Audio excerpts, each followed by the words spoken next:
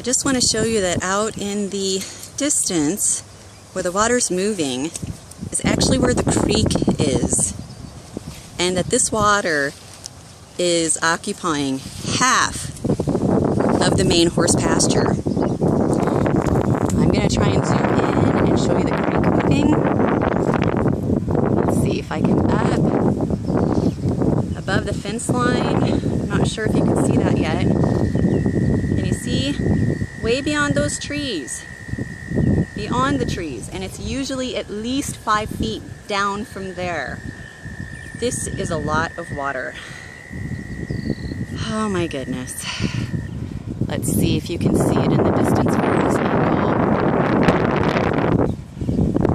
So,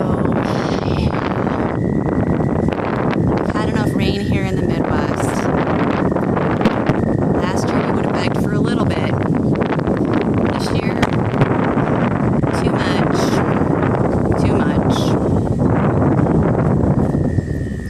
But I have one horse out here braving the water. Doesn't seem to bother him a bit.